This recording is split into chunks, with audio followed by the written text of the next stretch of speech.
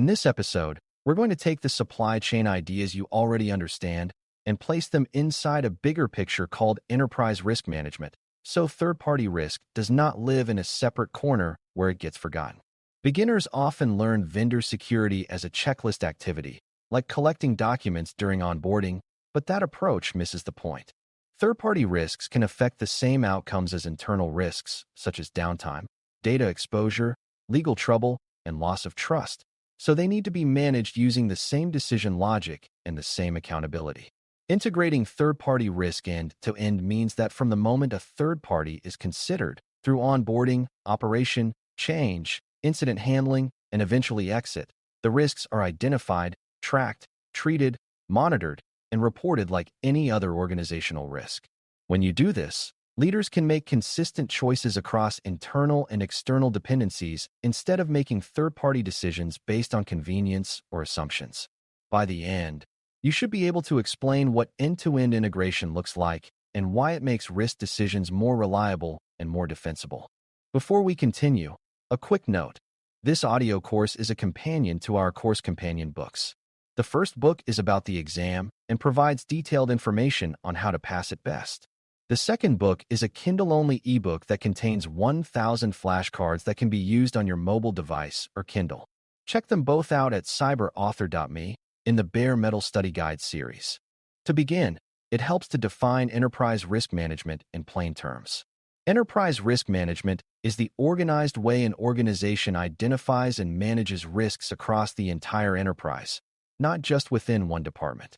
It aims to ensure that risks are compared consistently, prioritized sensibly, and treated in ways that match the organization's goals and tolerances.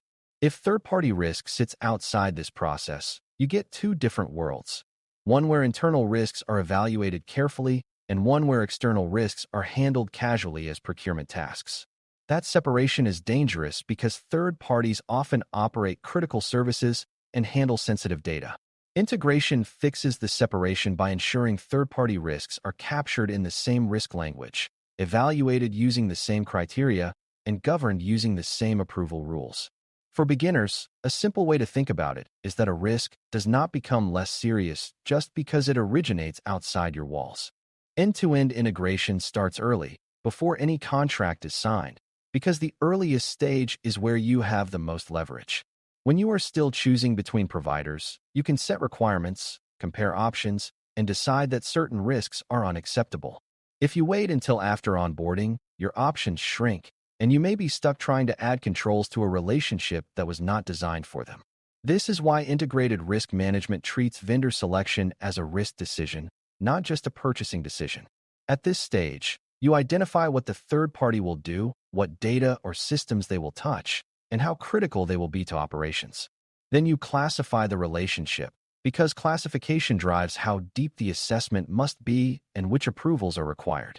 In plain terms, you decide whether this is a low-impact convenience relationship or a high-impact dependency, because the process should match the stakes. Once a third party is being considered seriously, integration means turning third-party information into risk statements the enterprise can use. Instead of keeping vendor facts in a separate file, you translate them into the same scenario-based language used for internal risks. What could go wrong, how it could happen, and what outcome would matter. For example, if a provider hosts a critical service, a risk might involve provider outages leading to service downtime beyond tolerance. If a partner exchanges sensitive data, a risk might involve unauthorized access or misuse due to weak access control on either side. If a software supplier provides updates, a risk might involve tampered or unsafe updates affecting integrity and availability. By expressing third-party risk as enterprise risk scenarios, you make it comparable to internal risks, which allows leaders to prioritize it honestly.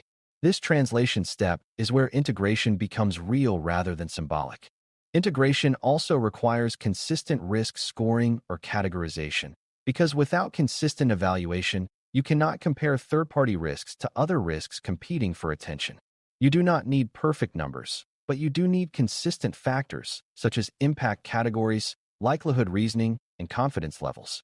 For third-party risks, likelihood often depends on exposure and maturity signals, like how the vendor handles change, how transparent they are about incidents, and how they manage access.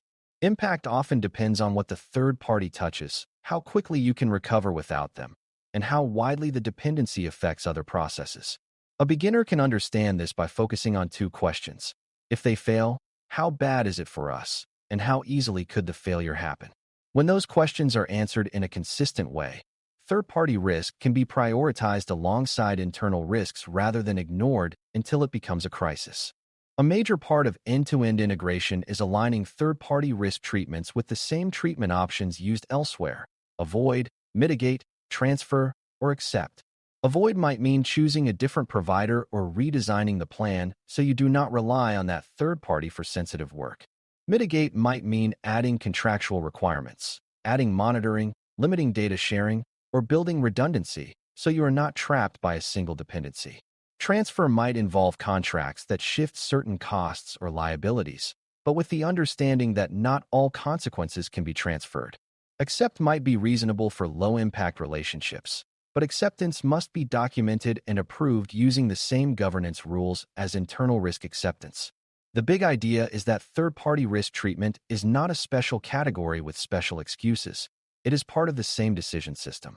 This consistency is what makes enterprise risk management persuasive to leadership, because it shows that decisions are made using shared rules. Operational integration is where many organizations struggle, because it is easy to assess a vendor once and then forget them. End-to-end integration means that third-party relationships have ongoing monitoring and review just like internal controls.